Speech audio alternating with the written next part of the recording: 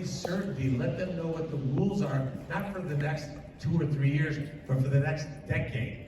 So that if you're looking at what kind of cars to make in 2030, 31, 32, you know what the rules of the road are. And the rules should be based on what's achievable today, with possible improvements, with innovation that's likely. I use the example that if I went to a personal trainer and they said, hey Bernie, we gotta get you back into shape, let's see what you can bench. And I benched 100 pounds. You say, okay, well next week, we're gonna have you bench 500 pounds.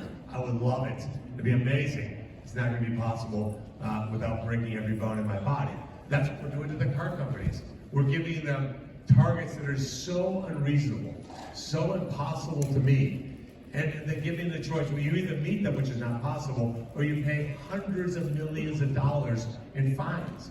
That's totally absurd. We're gonna get rid of all that, set one national standard for 10 years that's extraordinarily achievable, and I love California. It's one of the most beautiful states in the country, run by really stupid people. But we're gonna stop allowing them to dictate the standards for the country. It makes no sense. Again, I want a thriving auto industry here in America. And I would ask you to join me.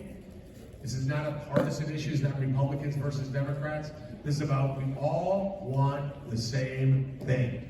The auto industry is the most important industry in this country, bar none.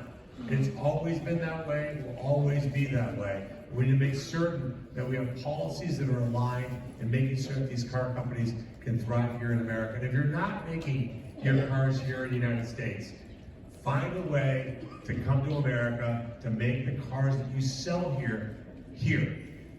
We're not going to allow car companies in Europe to bring their cars here completely tariff-free, but yet you can't get a Corvette into Germany without massive amounts of tariffs. That's just fundamentally unfair. We're not going to allow that to continue. That's what President Trump's going to do over the next 4 years. And I want to put, while I'm here in DC for the next 6 years, these things into legislation so there's permanency around these policies.